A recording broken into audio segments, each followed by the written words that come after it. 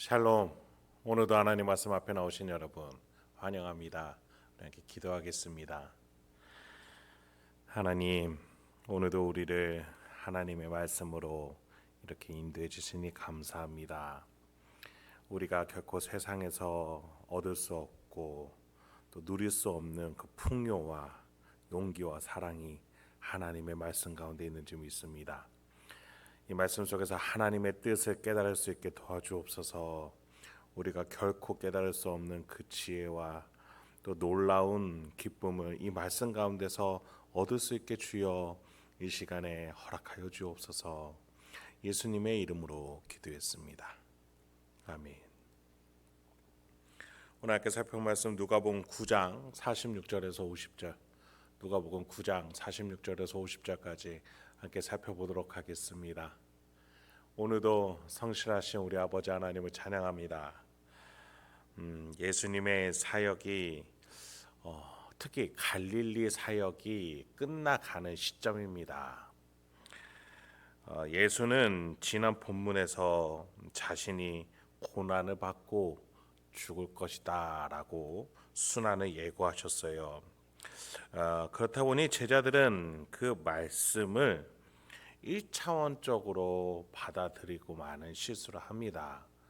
그래서 예수님께 믿음이 없음을 패역한 세대임을 듣게 되죠. 이들이 1차원적으로 이 예수의 순환 예고를 받아들이다 보니 그들은 오늘 본문 속에서 그 예수라는 자리, 대표자 자리를 누가 차지할 것인가 싸우고 많은 처참한 결론에 이르게 됩니다. 여러분, 지금 예수 공동체는요 날로 불어나고 있었어요. 그 인원수가 많아짐에 따라 제자들의 욕심도 커져가고 있었던 것이죠. 그렇다 보니 제자들의 마음에는 예수님께 받은 예수라는 이름의 권위와 능력이 주인이 되는 것이 아니라 자신들의 욕망이 주인이 되고 있었던 겁니다.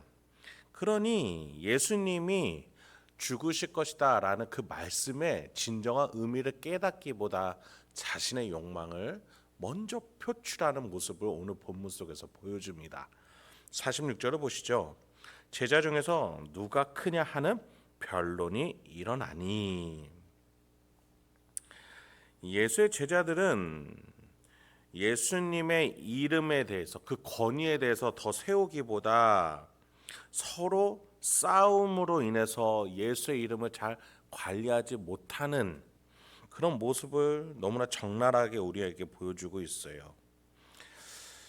패역한 세대, 삐뚤어진 믿음을 고치고 다시 올바른 믿음으로 가야 되는데 자신은 여전히 큰 존재라고 여기면서 더 큰 존재가 되기 위해서 다른 제자들을 짓누르려는 그런 다툼 가운데 가고 있는 것이고, 그것은 다른 제자들에게 전염병처럼 커져서 결국 그들 모두가 싸우는 지경까지 이르게 됐던 겁니다.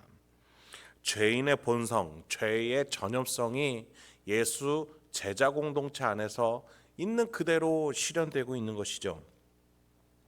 예수가 떠난다라고 말한 뒤에 이런 논쟁이 펼쳐졌다는 점에서 이 큰 자리, 예수의 자리를 두고 누가 어떻게 갈 것인지에 대해서 싸우는 1차원적인 세상과는 다를 바가 없는 모습을 그들은 보여주고 있습니다. 말 그대로 제자들의 영적 상태가 아비규환인 것이죠. 누가는 그런 점에서 두 가지 사건을 우리에게 보여주면서 예수님의 갈릴리 사역이 마무리되어지는 것을 우리에게 보여주고자 합니다. 47절부터 48절 먼저 보시죠. 예수께서 그 마음에 변론하는 것을 아시고 어린 아이 하나를 데려다가 자기 곁에 세우시고 그들에게 이르시되 누구든지 내 이름으로 이런 어린 아이를 영접하면 곧 나를 영접함이요 또 누구든지 나를 영접하면 곧 나를 보내신 이를 영접함이라. 너희 모든 사람 중에 가장 작은 그가 큰 자니라. 제자들의 첫 번째 잘못된 생각을 예수님은 고쳐주고자 하세요. 47절에 보니까 이들의 다툼이 그렇게 눈에 보이게 번진 상태는 아닌 것 같아요. 마음에 변론하는 것을 아시고 그들의 생각과 마음 속에서 예수의 죽음이라는 그 발언 앞에서 무엇이 먼저인지 드러나는 상황이 된 것이죠. 예수님이 죽으셔요. 그러면 이 공동체에 대한 방향에 대해서 고민해야죠. 패역한 세대라는 지탄 속에서 그들의 믿음을 수정해야죠. 그런데 이들은 자리부터 생각했던 겁니다. 이 예수님이 어떤 답변을 주세요? 이번에도 비유로 주십니다.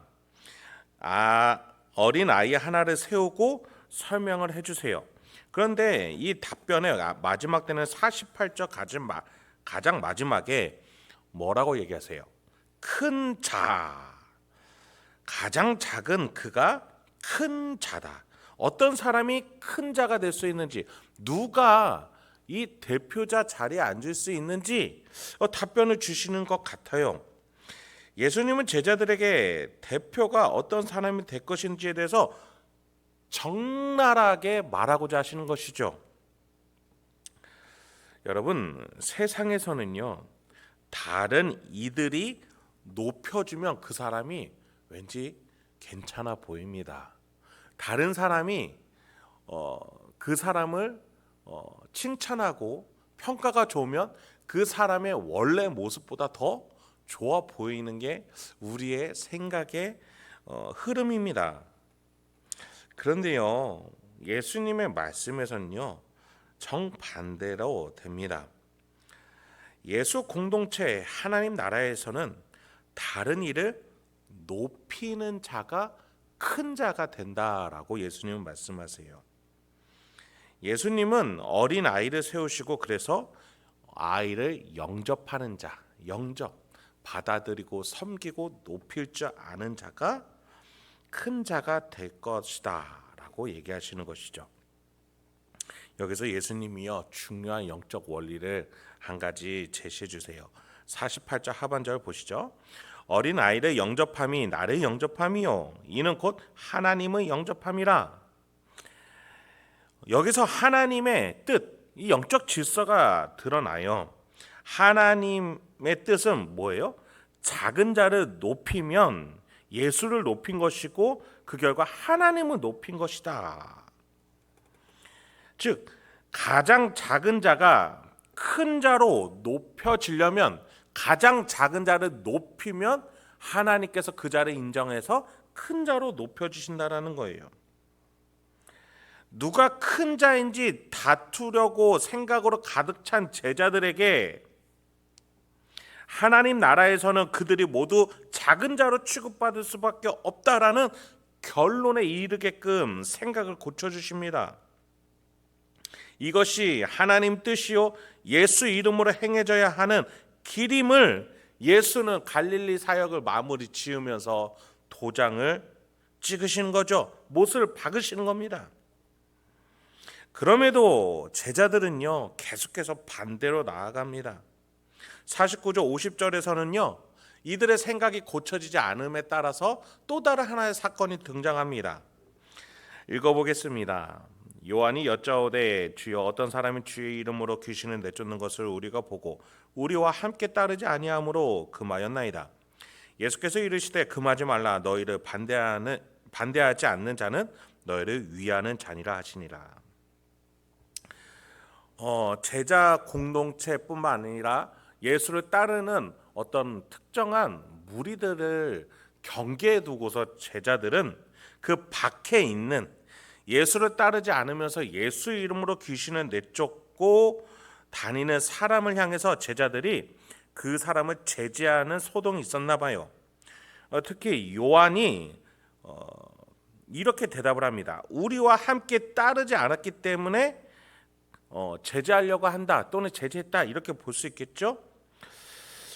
마치 이렇게 생각해 보면 좋을 것 같아요. 우리 단체에 정식으로 등록되지 않으면서도 우리의 관리를 받지 않는 상태에서 예수의 이름을 잘못 쓸까 봐 우리가 제지했습니다. 이렇게 들리는 것 같아요. 그런데 예수가 뭐라고 얘기하세요? 너희를 반대하지 않는 자는 너희를 위하는 자다. 여러분, 이 요한의 이 생각은 마치 자신들이 어떤 경계를 짓고 우리의 관리를 받아야만 한다라고 말하니 예수님은 뭐라고 하시는 거예요? 너희의 관리가 필요한 것이 아니다. 여러분, 어떻게 이런 차이가 날 수 있을까요? 여기에서 예수님께서는 금하지 말라라는 단순한 답변을 주시면서 첨언으로 너희를 반대하지 않는 자는 너희를 위하는 자다라고 해석을 주세요. 즉 중심점이 다르다라는 거예요. 예수는 하나님의 뜻이 되시는 예수 이름을 중심으로 이 이름을 사용한다면 사용하는 모든 이들은 같은 위하는 자, 쉬운 말로 같은 편이다 볼 수 있다라는 거예요. 예수를 반대하면 대적이 되겠지만 예수 이름을 위하고 세우고 권위를 인정하고 믿는 자들은 같은 가족이라고 볼 수 있는 거예요. 그런데 제자들은 예수 중심이 아니라 누구 중심으로 생각하고 있었던 거예요? 자기들 중심이었어요. 자기의 권위예요. 그러니까 자기들 단체에 등록되지 않았기 때문에 반대해야 된다. 우리의 관리 밖에, 손 밖에 있는 자들이기 때문에 인정할 수 없다라고 말했던 것이죠. 여기서 예수님과 제자들의 생각의 차이가 극명하게 드러나게 되는 것이죠. 여러분, 이제 예수님은 예루살렘에 죽으러 가셔야 합니다. 이 제자들에게 예수님은 이제 사라지고 없어질 존재인데 이들의 모습은 아직도 패역한 무리로서 자기 중심적으로 죄의 습성을 보이는 모습을 우리에게 적나라하게 드러내주고 있어요. 특히나 자신을 중심으로 인해서 다른 이들과 차별화하며 자기 스스로를 높이려고 하고 있어요. 더 나아가 제자들 무리들 속에서도 더 누가 뛰어난 자인지를 싸우는 모습을 보여주고 있어요. 예수님은 그들에게 한마디 말씀으로 이 공동체의 방향성을 제시하셨죠. 가장 작은 자가 큰 자니라. 그렇습니다, 여러분. 예수님의 권위와 능력을 부여받았다고 해서 전부 다가 아닌 것이에요. 교회 신자가 되었다고 해서, 직분자가 되었다고 해서, 내가 신앙생활이 길다고 해서 끝나는 것이 아닌 것이죠. 우리 안에서 과연 나는 예수의 뜻에 함께하고 있는가? 예수처럼 낮아지는 삶을 살고 있는가? 예수님은 그것을 우리에게 묻고 계신 것이죠. 말씀 마치도록 하겠습니다. 여러분, 예수님은 섬기러, 작아지러, 낮아지러 이 땅에 오셨어요. 그리고 우리 성부 하나님은 그 성자 하나님을 가장 높은 자리, 이름 위에 가장 뛰어난 이름으로 하나님 보좌 우편에 앉혀주셨어요. 예수 그리스도께서 그 자리에 가셨다라는 것은 예수를 따라서 예수와 함께 살아가는 모든 자들이 그 자리까지 오를 수 있음을 의미하는 놀라운 길이 열린 것이에요.